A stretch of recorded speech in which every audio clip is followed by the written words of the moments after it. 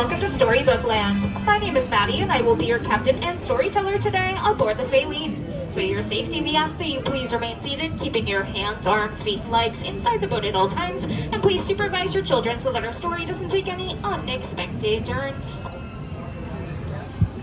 Now, most people travel to far-off places through the pages of a book, but there are those of us who prefer to visit in person, whether it be through a rabbit hole or with a little pixie dust. And sometimes we can find the journey to be quite menacing. But don't worry, though it appears we are passing through the jaws of Monstro the whale, the same whale who swallowed Pinocchio, we are really being transported to a magical place called Storybook Land. And like all good stories do, ours starts with once upon a time, and with a big bad wolf. He lives in the cave to our left, and he's always after those three little pigs. But luckily for them, they live across the way in those three houses. One made of straw, one made of sticks, and one made of guaranteed wolf-proof bricks. Now things are about to take a strange turn, as just around the river bend is the quaint English village, which is home to Alice. One golden afternoon, she followed the white rabbit down the rabbit hole and fell down, down, down into Wonderland. And things only got curiouser and curiouser from there.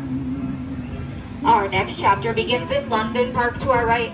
This is the very same park that Peter Pan flew over with John, Wendy, and Michael Darling as they followed the second star to the right and straight on to Mornington Neverland with the help of Tinker Bell's pixie dust. All of the places in Storybook Land are quite magical, such as the city of Agrabah straight ahead. This is where a street rat named Aladdin first stumbled into Princess Jasmine in the marketplace and stole her heart. Though the two came from different worlds, with the power of love and the home of a genie, they are now buried and live in the Sultan's palace to our right. Aladdin and Jasmine's story took them on a magic carpet ride to a whole new world, soaring over, sideways, and under the twinkling archways overhead, where love blooms forever.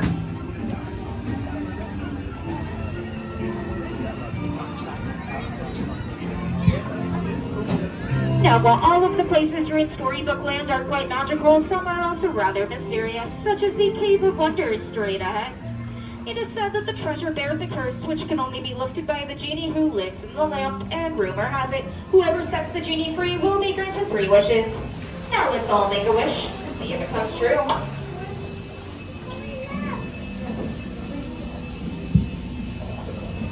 Snow White wished to be free from the evil queen, and she found shelter in the cottage to our right, which is home to the 7 dwarves. They offered her protection in return for her kindness, and if you listen carefully, you just might hear them whistle while they work. Cinderella wished to go to the ball, but her wicked stepmother forbade it. Luckily for her, her fairy godmother granted that wish, but when she did not return home by midnight, her carriage turned back into a pumpkin, and it still sits there on the bridge to our left. Though magic has its limits, love does not. Cinderella now lives in the palace at the top of the hill with her prince.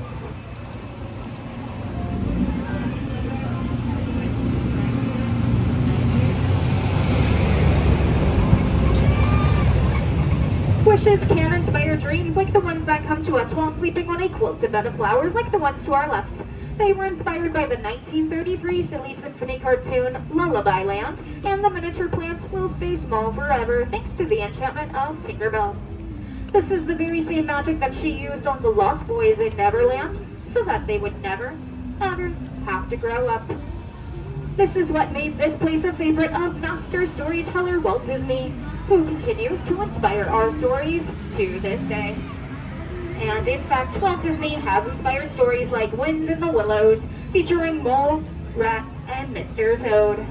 Mr. Toad lives in that stately manor coming up on our left, but sorry folks, he isn't home right now.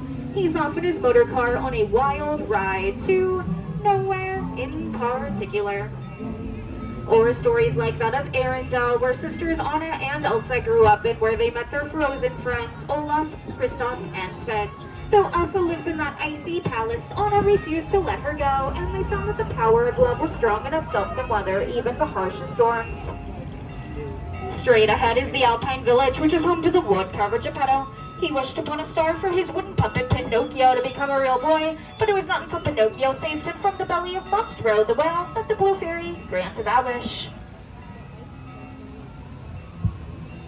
Geppetto's wish was like that of Ariel, the Little Mermaid. She wished to walk on land and become a part of our world. It was the sea witch Ursula who granted that wish, and Ariel traded her fins for unsteady legs. She now lives in the palace to our right with Prince Eric. But Ariel's story began in the underwater city of Atlantica to our left, where she lives in the shadow of her father's kingdom.